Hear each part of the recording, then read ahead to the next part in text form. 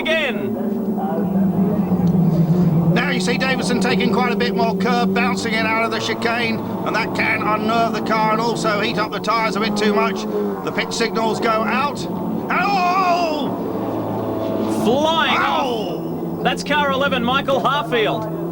It looked like he touched with one of the Panasonic Batteries cars, but he is okay. Michael Harfield out of the car, and that was a scary moment.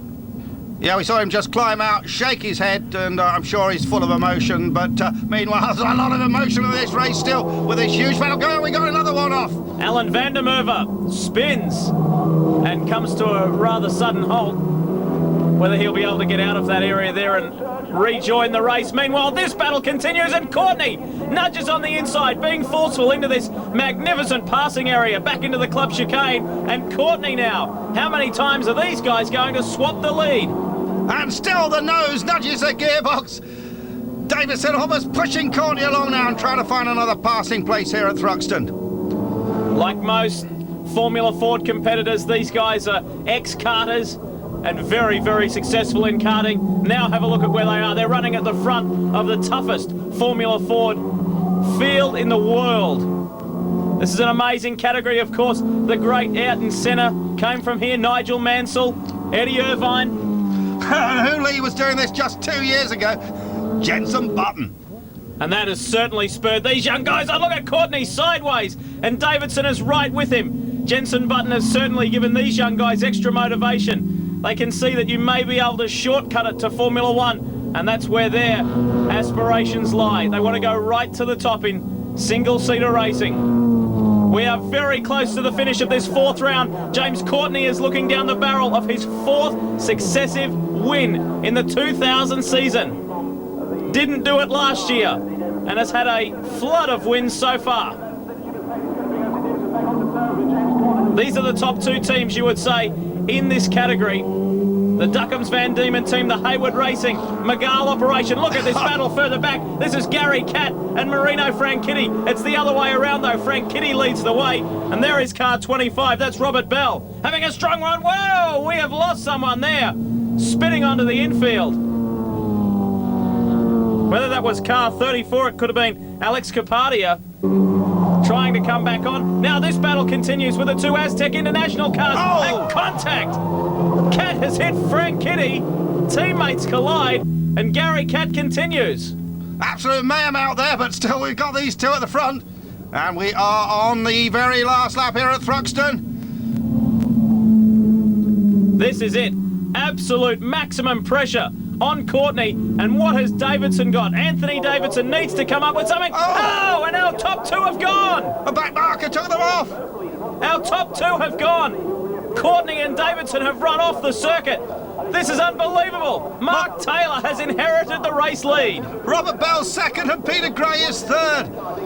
And Davidson is limping in. He must be absolutely furious. And still the Van Diemens are wheel to wheel. This is unbelievable. With less than half a lap to go, James Courtney, Anthony Davidson off the track, and the win for the first time in his Formula Ford career goes to Mark Taylor. And huge clumps, groups of Formula Fords are crossing the line now. Anthony Davidson, I think, was just in 7th place. He'll be absolutely fuming with that. And coming home in 12th place, James Courtney, just behind the lady driver, Danica Patrick, Mark Taylor, Robert Bell, Peter Gray, Dahlgren, Turkington, Carroll, Davison, Franchitti, Muto and Foray are your top 10. What a marvellous moment for the 21-year-old from Kent. His first Slick 50 Formula Ford victory, a very special moment. I'm basically trying to keep up with them as much as possible. They're always going to get close together towards the end, so I was hoping that they would fall off together, but in my wildest dreams I wouldn't expect to win it, really. I'm going to celebrate this, and then we're off to France next week and hopefully do the same there. It was fairly hectic, very hectic. In fact, we put a longer first gear in from yesterday to try and help through the rest of the track. We knew it would be a compromise at the start, but unfortunately it was more of a compromise than we thought, and the sort of burned the clutch out, and we ended up, I think, on the first lap 12th. So from there on in, it was hard work. It was a good race. I mean, I just got a good start up to 7th and just stayed there, got past a few people towards the end. And there was a lot of dicing going on, so it was pretty close. I knew there was going to be a few incidents and just picked up the pieces. Gray's teammate James Courtney still leads the way by 8 points over second generation Formula 4 driver Mark Taylor. With the next round at Knockhill, here's Alan Hyde. Sunshine down here in Hampshire. In a couple of weeks, you're back a little bit closer to home. Yeah, we're going to Knockhill in a couple of weeks. Obviously, I can't wait. A lot of my friends and family coming up to the circuit, and I absolutely love racing there. So, for me, probably the best circuit in the country. Is it a circuit that you like? Is that just because you come from there, or is it because you like the circuit? I love the circuit. It's like a roller coaster, you know? You can't imagine how bumpy and just... I think when the first time people drive around it, they're shocked, but I mean, I worked there for a while as well, so I know the track pretty well, so I'm looking forward to it. We look forward to round 5 of the Slick 50 series coming up soon on World Motorsports, but next up, it's Rally Hour with the Granite City Rally from Aberdeen.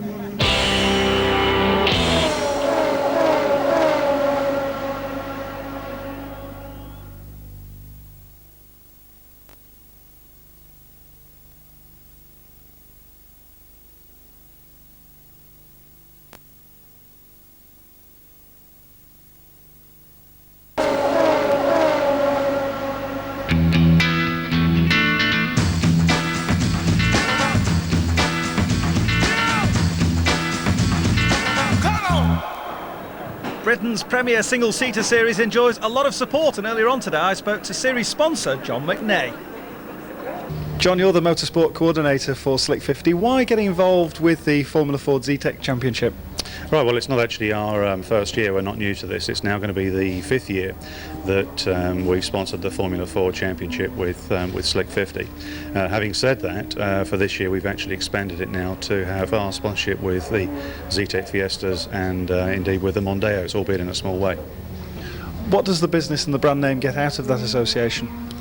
Well, I mean, we have the sponsorships now going across these 3 programs, and then additional to that, we have a number of marketing programs that operate with that. So whether it's VIP or trade hospitality, point of sale, competitions, promotions, driver appearances, use of show cars, the list goes on. And of course, everything we do as well always has an angle on the press and the public relations.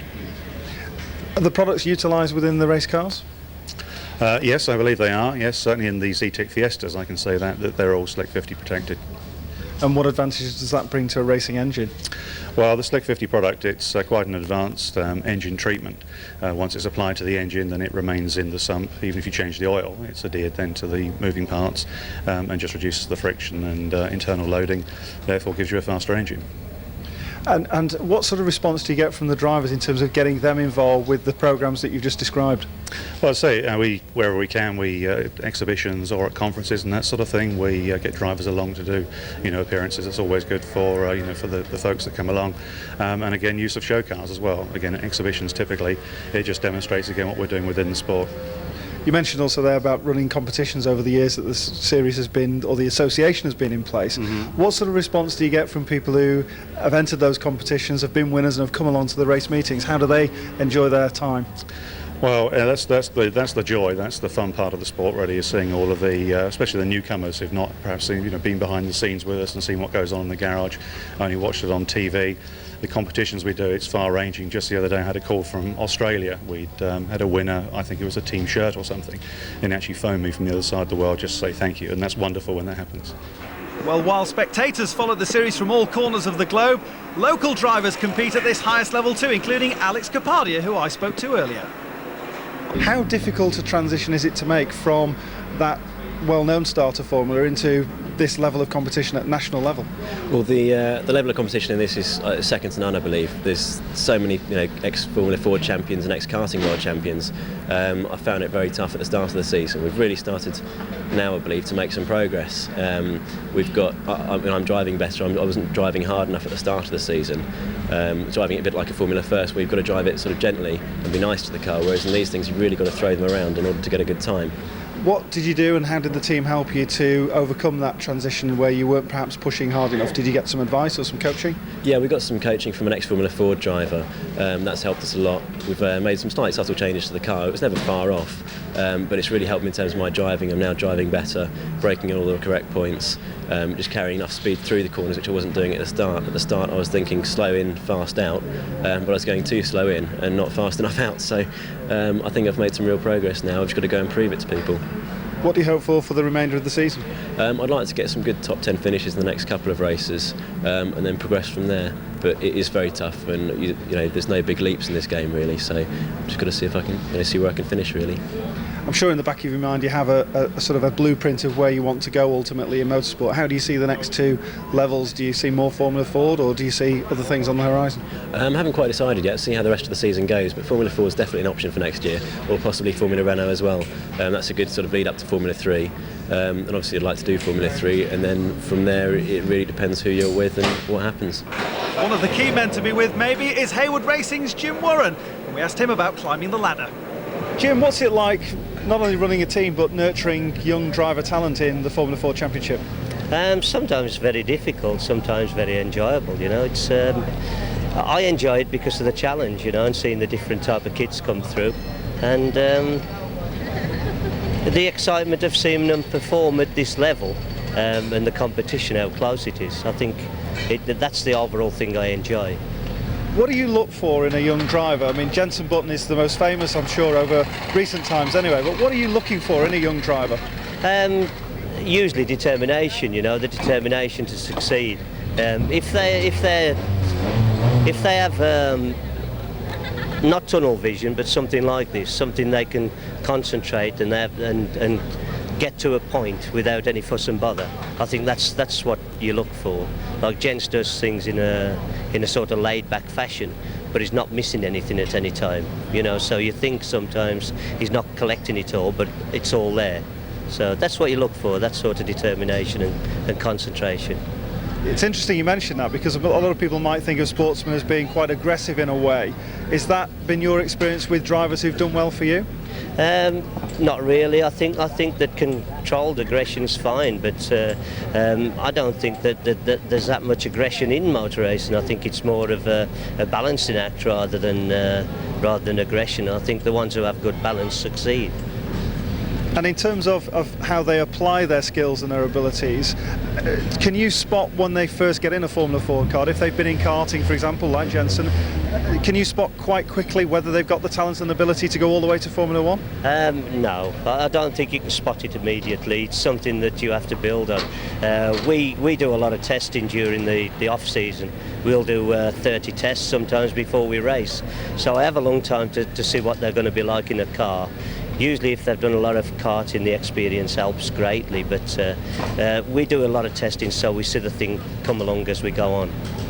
It might be an unfair question, but I'm going to ask it anyway. Amongst your current crop of drivers, what do you see in them?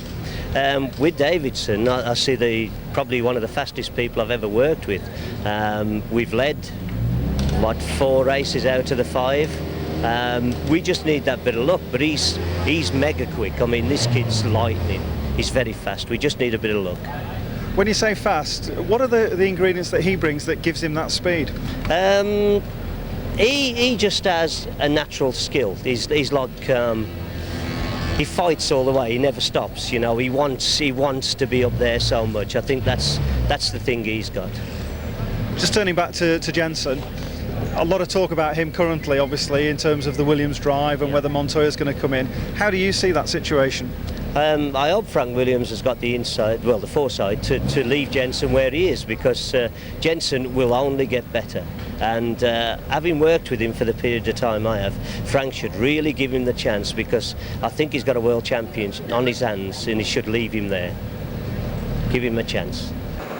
Well, the drivers here at Hayward Racing, including Anthony Davidson, who lies down in 5th place in the championship, will all be hoping that they'll get their chance over the coming years. But James Courtney and Mark Taylor, with 5 rounds complete, are locked together at the top of the table. Well, as far as this 6th round is concerned, it's James Courtney who has the advantage here at Alton Park. Pole position is his, clinching that by just 1/10 of a second from a superb performance by Adam Carroll. In the number 28 car, he'll line up on the outside of the front row. Back on the inside of row 2, Robert Dahlgren, the Swedish driver. Again, he's just 13/10 back from pole position man James Courtney, and there is the man who's locked together at the top of the table with Courtney. Good consistent running from Mark Taylor has helped him in his way. There is confirmation of the other qualifiers. Robert Rudholm, who's in 5th, Peter Gray there 6th, and Anthony Davidson, disappointed, back in 7th place alongside Stefan Hodgetts. Gary Catt and John Forey will line up on row 5. Here we are then, great tension at Alton Park as we await the red lights. The red lights are on, the engine notes rising on those Zetec engines, and away we go. And it's a good clean start from the front end of the grid. Will everybody get safely away? Yes, they do. And it's the swarming, and around the outside goes Adam Carroll. A blistering start from Adam Carroll. He demotes James Courtney at the start line, down into 2nd place. A couple running wide at the back of the field. We always see that with the Formula 4s, but they'll recover. Oh, well, there we go. No, they won't perhaps. Spinning off into the grass there goes Michael Harfield. So Harfield is not going to take any further part. That's the end of him. Suspension broken there, I suspect, but we're at the sharp end now. And here is James Courtney pressuring Adam Carroll. He's got pressure himself from his teammate behind him as well, Robert Dahlgren. And there is Harfield. Well, not surprisingly, very disappointed and frustrated too, just making it round the first corner and no further.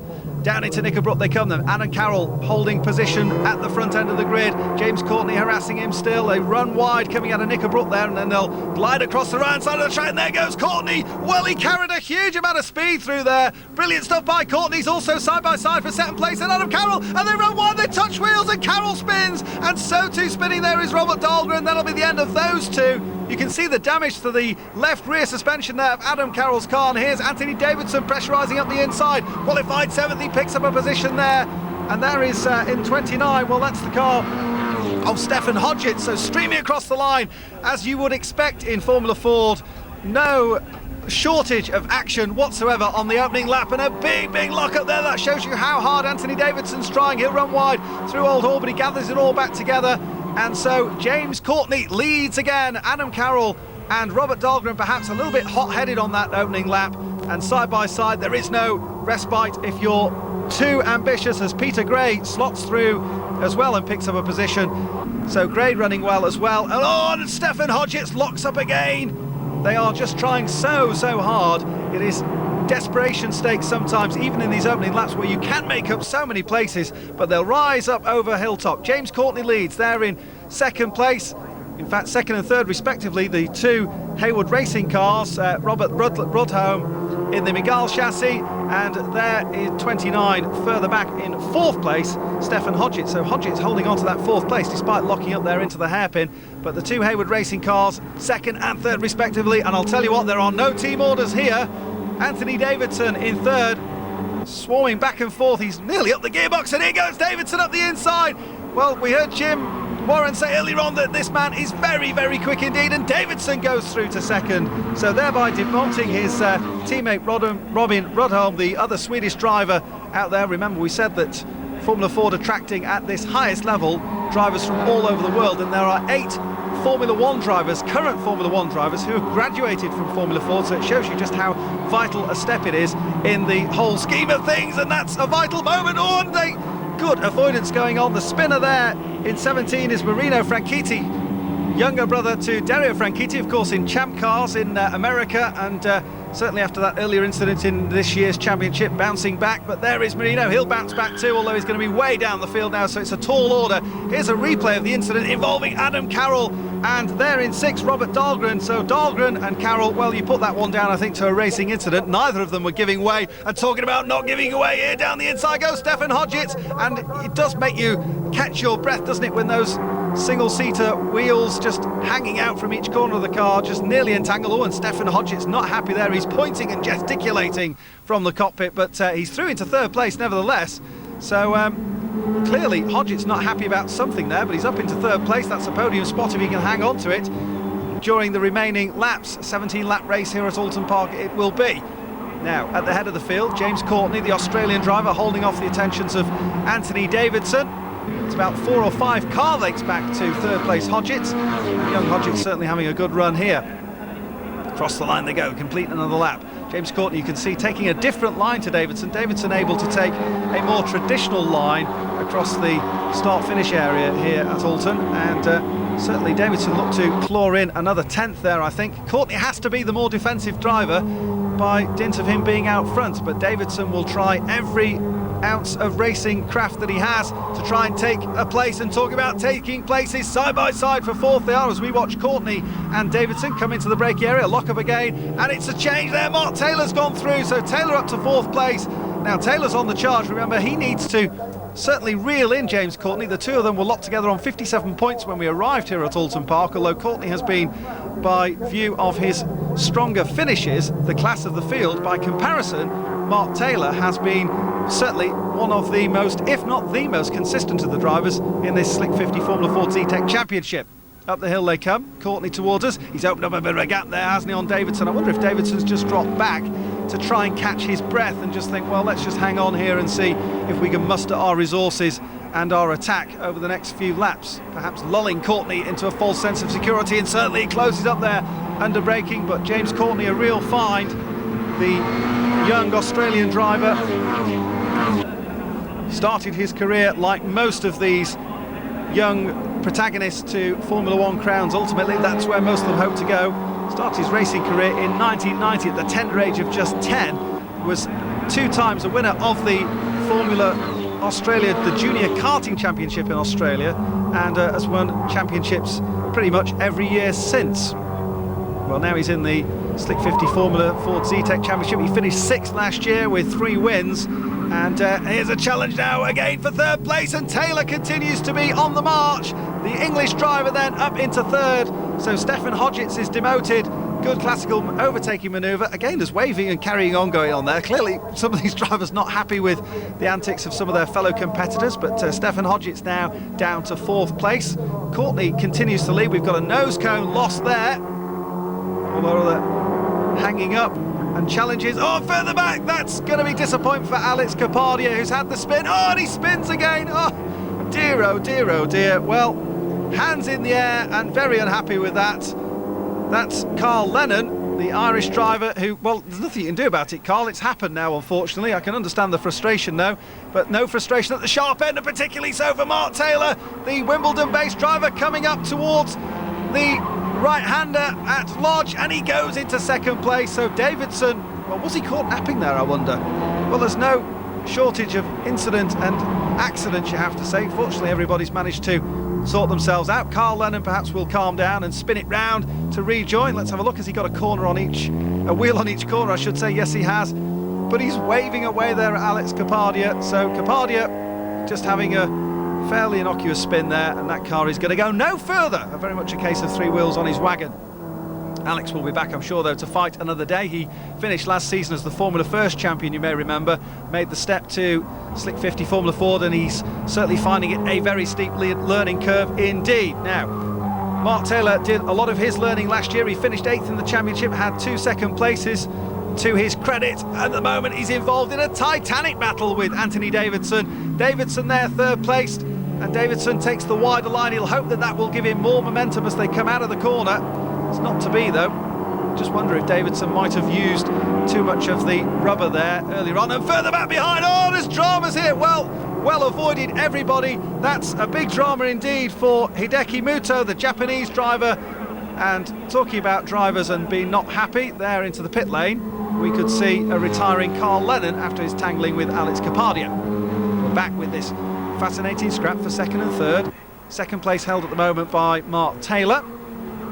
Taylor, another who relatively young in his starting. He started off back in karts as well, a cadet karter he was, and we're still fighting it out for places lower down the order.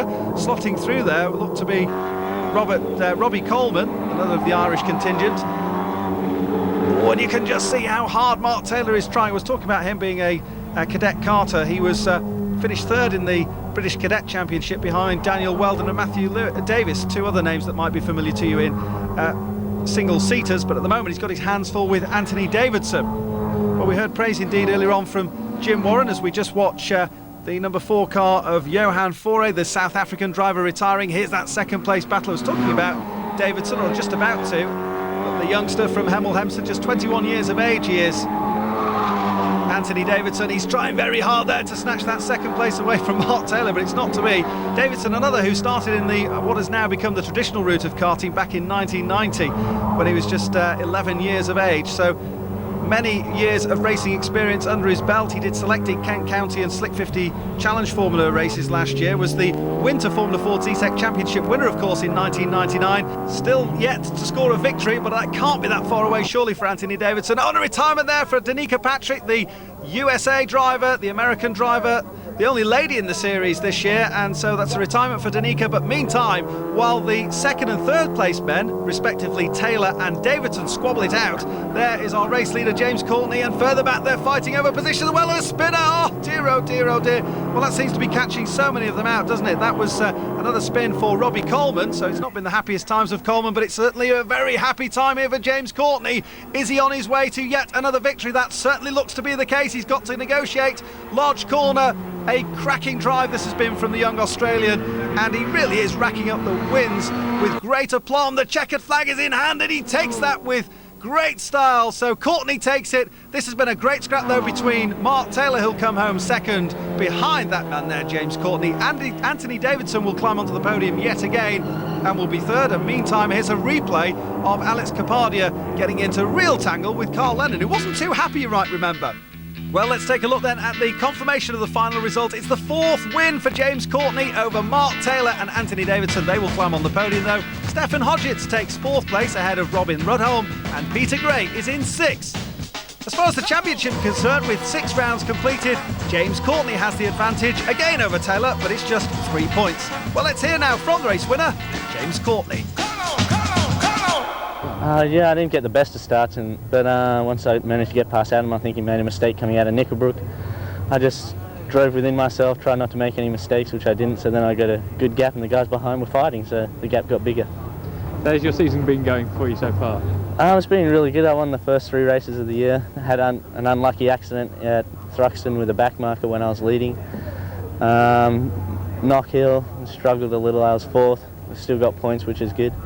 And now this win, so it's going really well, I think. Well, I wasn't really defending. I think he was struggling to keep up with me, to be honest. Yeah, the start was terrible, and it was just basically trying to work my way through the field. Unfortunately, James got away, so it was fairly easy for him. Was it distracting having someone that close behind you? You were trying to a little bit. It was more the car. I couldn't quite work out how to catch him. I was flying through the field, and then suddenly I got to second place and just lost a bit of the speed, I think. And it doesn't help having someone right behind you. Last few laps you're always thinking about that, but not. I had like 11 laps to go. I thought I was able to catch him. It was only with 5 laps to go that I realised that I should just settle for second, I think. It might have looked like I was trying to get past, but I was actually struggling to keep up with him, as I was with Courtney as well. We've struggled here all the time I've been here. It's not one of my favourite tracks, and we've just always been off the pace, so to get a third is quite an achievement, I think, for this weekend. I'm quite happy about it. Is it just the way that the track flows that you don't like, or is it a very difficult track to set up? Well, it's my first race here, so I haven't done many miles around here, and we've just struggled in practice, little niggling things that have held us back, and this was like the first proper test we've ever done, so for the car around here, and we had problems in qualifying with the gears, and we did actually in the race as well, but just little things that hold us back all the time, so I was happy to pick up the points and make sure we're there for Silverstone. Well, Anthony Davidson will indeed be there for Silverstone, so will we, but at the moment he's joining on the top step of the podium the race winner James Courtney. Also there on the right hand side, Mark Taylor. Well, that sadly is it for Formula Ford for the moment, but of course we've got lots more action for you during the rest of the year, and also lots of action for you next week. We're on Sky Sports 2, and we'll kick things off with round 3 of the fascinating Barber Dodge series from Nazareth. We also visit Wales and Lincolnshire, respectively. Some cracking stuff from the Radicals in their Enduro Championship. And then we'll head north of the border in Rally Hour, round 4 of the Mintex Rally Championship. It's all on Monday, the 26th of June, and that's at 9 p.m.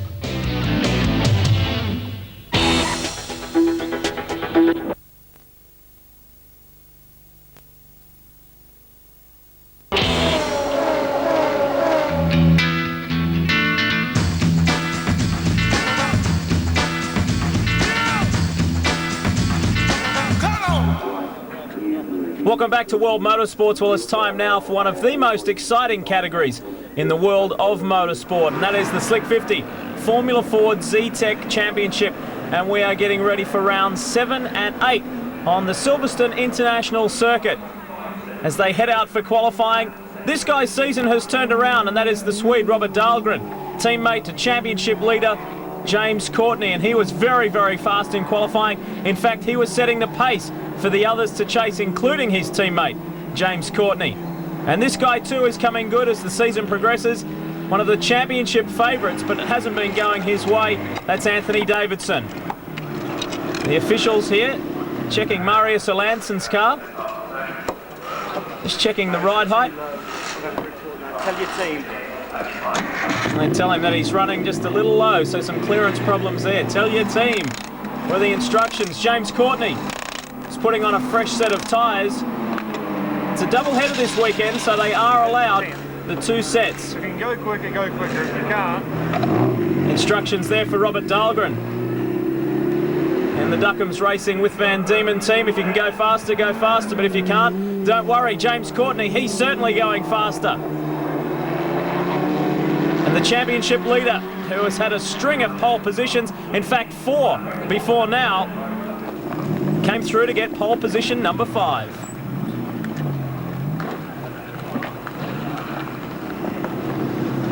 James, another pole position. Yeah, went quite good when we came in and changed tyres to our second set. The second set wasn't working as well. We had a bit of push, so I didn't go as quick with the second set of tyres, but it was a good result in the end.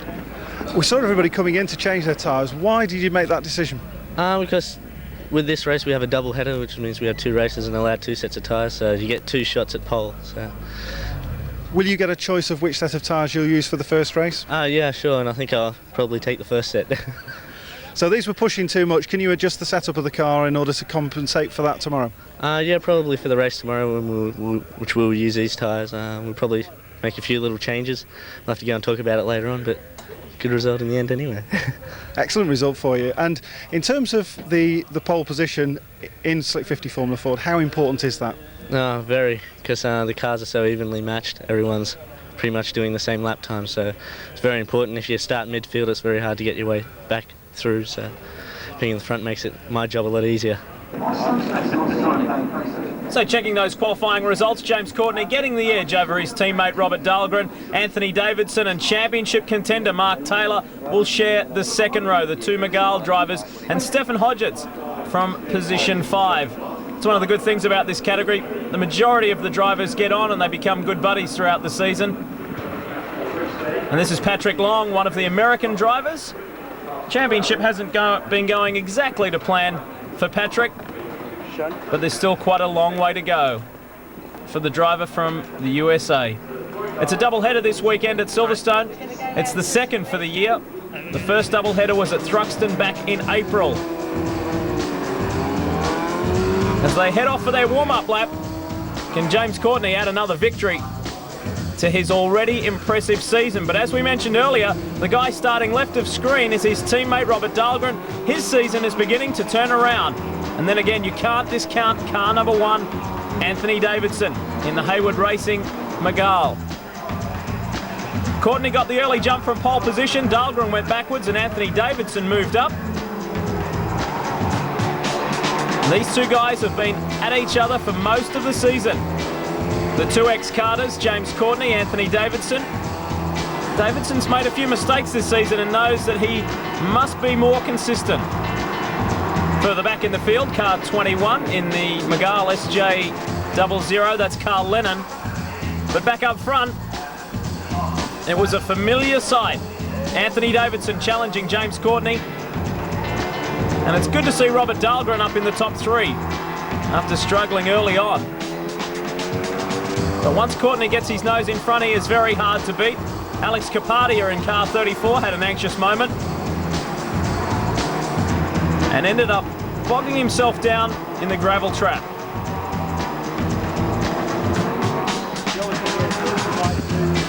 Courtney was able to build around about a car length or 2's lead over Alex Davidson.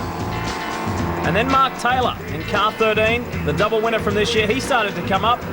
But it was James Courtney who went on to win his 5th race from 7 starts. Pretty amazing stuff from the 20-year-old Australian. Let's check the final results for you. James Courtney ahead of Anthony Davidson, Robert Dahlgren. Look in 5th. That is an amazing result. Richard Joranson. James, Anthony certainly gave you some pressure during those opening laps. Yeah, his car was really quick in the start, and then once he caught up I had to defend my line, which slowed us both down, and then I was trying to slow us both down enough so my teammate Robert could get past, and then it would be a bit easier for us to pull away. But he didn't manage to get past him, and then in the end I think Anthony's car started to lose a bit of grip, so it allowed me to get a bit of a gap, and then I could open my lines up and pull away. Alex, not what you would have hoped for, I know, but you had a great start. Yeah, I had a good start. We went from 23rd to 13th, I think, by about lap 8. Was pushing hard. I could see the group in front. I was starting to catch them, and I thought if I can make another couple of car lengths, then we'll be right up there and challenging, in their tow. But I think I just pushed too hard. I was too eager, and going through Priory, carried a bit too much speed through, went wide, and lost almost a lap. You were trying to make a mega recovery, though, going through the gravel trap. Yeah, almost got out of it, almost, but just a bit over-eager again to get out. Slightly sideways, got stuck. The marshals helped me get out of the gravel and got back on again and got a finish at least, but it wasn't exactly what I wanted. So on the grid for round 8, this doubleheader weekend at Silverstone, and of course they start in the positions in which they finished. Round 7, which is James Courtney, Anthony Davidson sharing the front row, Dahlgren and car 13, Mark Taylor, Andrew Marriott. This should be another good one. Yeah, the 2.1 mile circuit at Silverstone, the international track, they don't know it that well. But what about this first corner? Anthony Davidson in the red car is down the inside. Look at Courtney, he takes the wide way round, but that is the way that puts him in the front of this race. And Davidson already coming under pressure. So it's the Van Diemen, and we got one off Lee Diffie. That's car 4, Johan Furi, the young South African driver. So his race is finished very early on, but it's Courtney, Davidson, Dahlgren and Mark Taylor. He's in 4th position, exactly where he started. But Courtney, once he gets his nose in front, he is hard to beat. This will be an interesting challenge. Car 37 has gone out early as well. That's Robbie Coleman. Yeah, Robbie Coleman walks away, but what about this man Davidson as we have these different lines? It's a wide track, and Davidson, a daring move down the inside, but it's all happening there, and all the way through to the front goes the Swede. Robert Dahlgren was there to pick up the pieces. Davidson was over-ambitious. Big braking manoeuvre on the inside, pushed James Courtney wide, and the second, Duckham's with Van Diemen, racing driver was there to pick up the pieces. Robert Dahlgren now leads from Davidson. James Courtney, lap 1 leader, is now back in 3rd. It should still be Mark Taylor. No, it's not. He has been pushed back, 2 or 3 positions. The right of the front, Davidson, remember, has not won one of these races. There's been speculation in the press. He's been talking to the press saying, I've got to win one of these soon, and another one is in the gravel. It's our friend again. Alex Capadia, he's out very early at the end of the first lap, so it's been a terrible weekend for him. Let's get a grip of these new placings. Dahlgren, Davidson, Courtney, the top 3 remain the same. I think it's Richard Joranson in the Vector who is up there. Yes, it is. He's running in 4th position. He scored the first championship points for that small manufacturer in the first round, round 7, this weekend. And here he is having another strong run. Car 15, just ahead of 25. That's Robert Bell. Yeah, but look at the smoke. That is going to be terminal for the number 25 car. I'm sure of that. That can't go much further. That is a Robert Bell who is smoking, but he's still continuing. But at the front, the Swede is leading. Dahlgren has pulled away. And Courtney, what's he going to do about this? Courtney, the standout driver from this season, back in 3rd place. Richard Joranson, the 21-year-old Swede who now lives in Hemel Hempstead, north of London, is doing a terrific job in the Vector, has scored no points this season up until yesterday's round. Amazing stuff. And now he's in the top 4 right behind championship leader James Courtney. This is sensational stuff. Robert Bell hanging in there, and then we go back to championship contender Mark Taylor.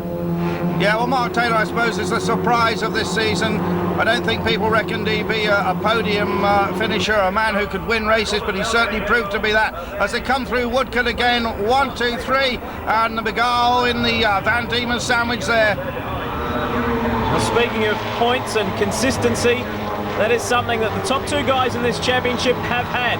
That is James Courtney and Mark Taylor. They have scored points in every single race. Something car 1 hasn't done. It's Davidson. He goes straight into the lead.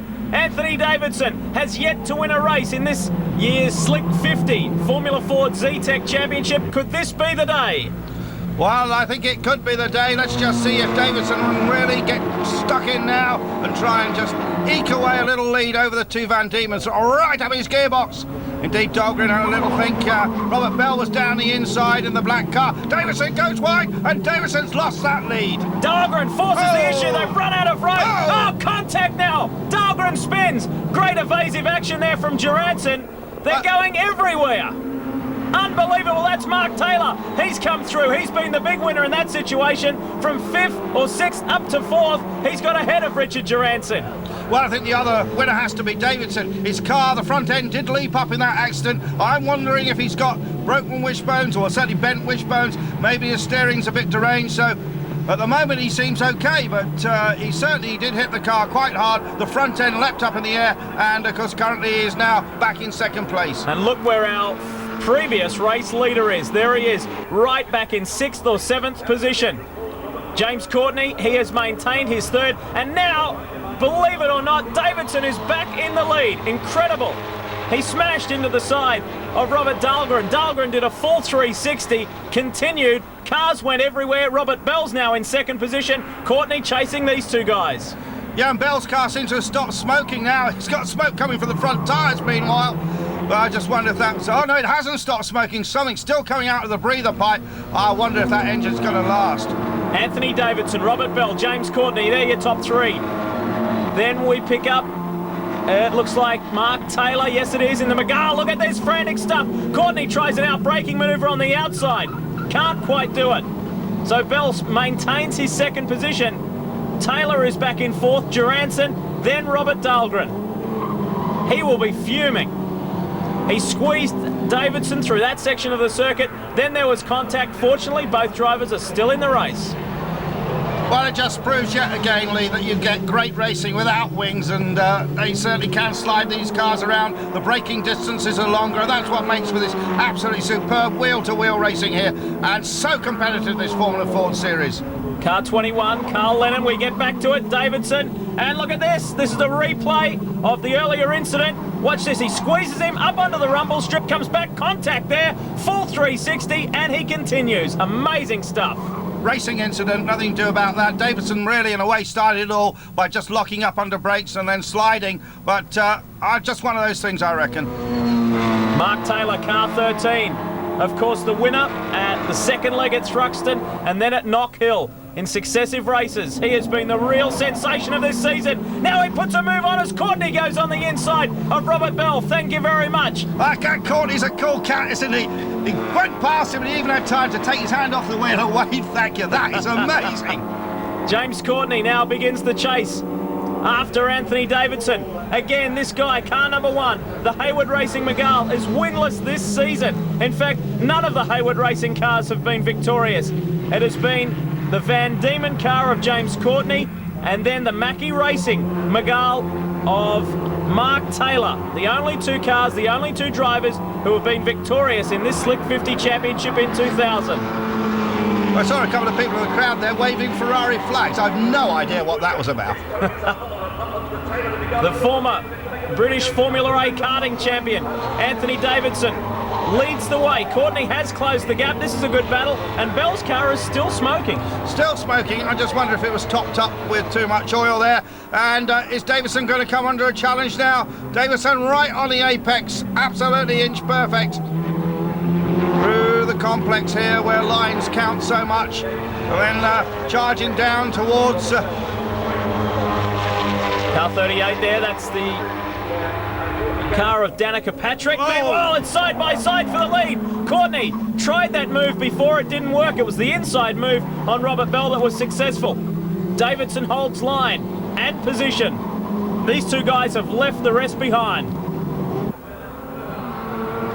Courtney ducking and weaving, looking for an opportunity to get past on Anthony Davidson. Keeps it on the tighter line, you see, using a different line altogether around this section. But Davidson wants that first victory. He knows he's coming closer to that checkered flag. Meanwhile, the big battle behind them. There is car 17, Marino Franchitti, who has yet to score a single point in this championship. It hasn't been a good year for Dario's younger brother. Well, you say that, but he has been going quite quickly, just hasn't had the luck on his side because he had that disqualification as well. And has been caught up in some tangles, which hasn't been his fault. Robert Bell, car 25. Still there, still smoking. Look at that. Mark Taylor runs wide. Gets out into the gravel, brings it back on. Looks like he lost a couple of places, though. And still that gravel dust hangs in the air. But Mark Taylor, see Fulmar on the side of his car. Lee, in the old days, he used to be two Mike Taylors. That's his dad racing, and one was called Mike Fulmar Taylor. We go back to Peter Gray, the third. Duckham's racing with Van Diemen driver. He's a fair way behind his teammate James Courtney. Now something's happened there to Courtney. What's happened to Courtney? There is a gap suddenly opened right up as Davidson's car is beginning to smoke. So while we looked at some of the drivers further back in the field, that car is smoking excessively. So our race leader may be in trouble. What's happened to our second place driver James Courtney? Whether there was an incident around the back of the Silverstone International Circuit. Here is Anthony Davidson. There is no pressure on now.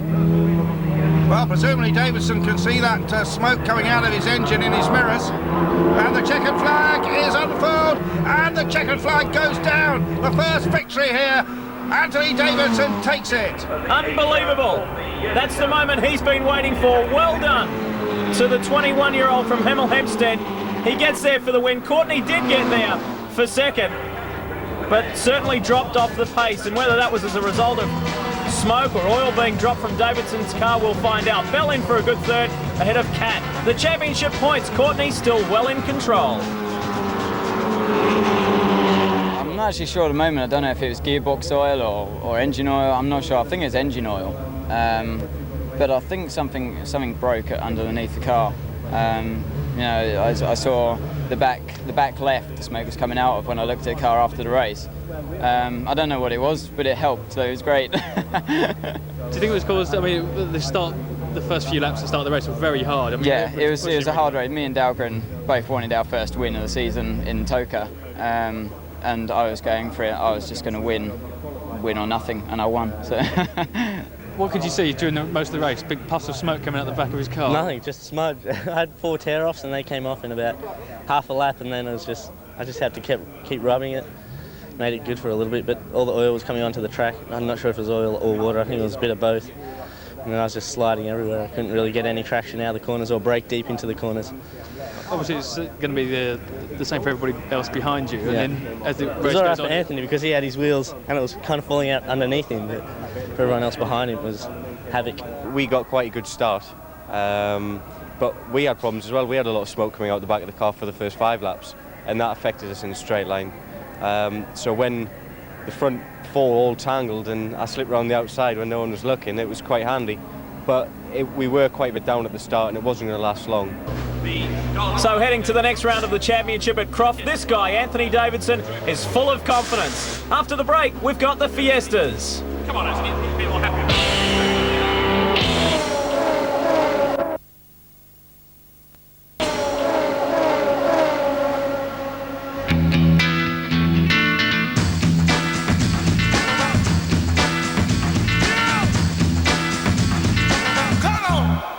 Welcome back to World Motorsports. Before we get to the action, we had the fortune of visiting the Van Diemen factory in Norfolk recently.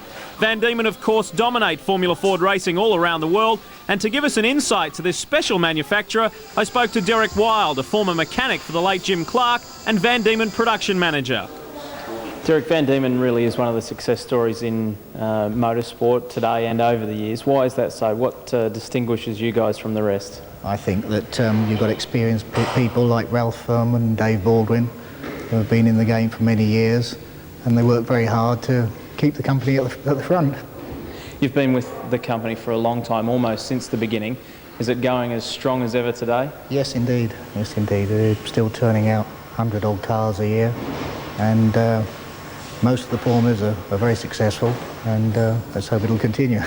Talk about the period of time that you've been with the company and over the years and the direction that the company has gone, and do you think it's always gone in the right way and it's gone from strength to strength? Yes, it has. Yes, it has. Through Formula Ford, we've had put on the Formula One map many drivers. You know, Schumacher has driven the Van Diemen and Hill and Coulthard, Senna, endless names. Would you say that that's part of the motivation for Ralph Furman, and indeed it filters right down through here to the production floor for you guys to see the young guys driving your cars that do go on to Formula One? That's right. You can usually tell when they drive for us or drive on our cars. You can watch them and realise which ones might make it. Some of them give you surprises, but a lot like Schumacher, I mean, he's just a natural, and Hill was very good as well. Another successful season with James Courtney and the factory Van Diemen team leading the way over the halfway mark of the championship. What's everyone's feelings towards other manufacturers getting involved, like Magal and the smaller ones like Vector and Jamin? Do you welcome them into the series? Oh yes, you know, the more competition, the better it is, but we just have to work harder and continue testing and keep ahead of them if we can. Van Diemen not only manufacture Formula Fords, in fact they make a variety of rolling chassis, and their attention to detail is one of the keys to their success. This is a 2-litre car for America. It's a wing former with slick tyres. This is the nose cone and the front wing assembly. And further back you've got a front lower wishbone with a brake pipe running through the wishbone for safety. You've got a fire extinguisher which is pulled by a cable which exits either into the cockpit and also into the engine bay. The battery is in the safest place of the car, tucked underneath his knees. You've got a 6-point safety belt with quick release, a fiberglass seat, an aircraft-style fuel tank which is rubber with foam inside, and it also has a casing over it. A 4-branch exhaust system, rollover hoop which bolts onto the top of the chassis. The water system has a swirl pot or header tank at the top, the rear road springs, coil, a sump which fits underneath the engine because we dry sump them, and a starter motor, a rear corner which has got the disc and the caliper, and it's got a single nut to hold it all on. You're allowed in the States. A rear light for the rain, a rear drive shaft, and a 2-piece rear wing with side plates that go on.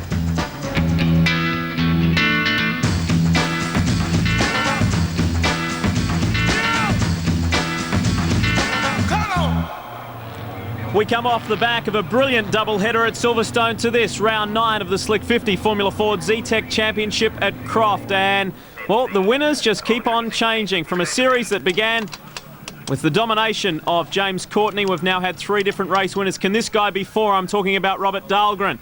There's Jonathan Lewis, the factory Van Diemen team manager with championship leader James Courtney. But this is the guy who's running hot at the moment, Anthony Davidson, fresh from his win at Silverstone in the second leg. This is the qualifying results for you. Dahlgren, his first pole of the season, and Courtney, his teammate alongside. Courtney doesn't make a good start. Anthony Davidson does on the inside. Not quite sure what happened with James Courtney there. He may have bogged it down. Dahlgren, his teammate, pole sitter, he's got away beautifully. So too did Mark Taylor. Second in the championship at the moment, and he's got ahead of James Courtney. So not a very good start at all for the 20-year-old Australian. But Dahlgren, the Swede, who now lives obviously here in the UK in Maidstone and Kent, has got away. Hasn't exactly been a brilliant series for Robert Dahlgren. Hasn't gone as well as expected, but this could be the turnaround point for him. We're just over the halfway mark of the Slick 50 series, and the Swede leads the way. Davidson in the Magal, the Hayward Racing Magal, followed by another Magal. That's the Mackie Racing machine of Mark Taylor. Then we pick up James Courtney running in 4. He'll be frustrated and disappointed with himself. He certainly blew it on the line. His teammate, the 3rd Duckham's Racing with Van Diemen car, that's Peter Gray, is right behind him. It's usual throughout this season, and we have seen James Courtney just blast away. The other 2 Duckham's cars have been struggling a little, and now we see all 3 of them right up there in the action, and I'm sure that's just what Jonathan Lewis, team manager, wants to see. Davidson is in a very strong second, so too Mark Taylor. What a season he has had in the Slick 50 series. There he is, the 3rd car in shot, you can see. The car run by Andy Mackey, who has been in motorsport for many, many years, and this young charger he has, the 22-year-old Mark Taylor, car 13, is a very forceful and aggressive driver, and he's got the results this season. 2 race wins. The only other driver alongside Davidson and Courtney to win a race in this year's series. There's Courtney trying to regroup and catch back up in the number 5, Works Van Diemen. His teammate leads, and that's something foreign in 2000 for Courtney. He's not used to being back this far in 4th. Fighting it out. He's got 2 Megals and another Van Diemen ahead. Plenty of time left though. Good run by Peter Gray, the 20-year-old originally from Aberdeen who now lives in Silverstone. Finished 15th in last year's championship, and it's been a better run in 2000 already. Well, we've got some contact there. That's further back in the pack. This is a tough and rough series, and that's what the Slick 50 Formula Ford Zetec Championship is all about. Look at this, the Megale, the Hayward Racing Megale of Anthony Davidson, starting to make a move now, starting to pressure Dahlgren. I said earlier, just a few moments ago, this is something foreign for Courtney to see his teammate out in front. It's something foreign for Robert Dahlgren in this year's series to be leading the way. A former karter, Robert Dahlgren, very talented driver. He has really got his work cut out. Mark Taylor's not letting Davidson get away either. Good close racing. Dahlgren, Davidson, Taylor, Courtney. And it looks like Stefan Hodgett starting to come up on the back of Peter Gray, so that's a good run by the Sweeney Hopper racer. There is car 20 spinning. That is Hideki Muto. He should be able to regather and regroup from that. Wasn't a serious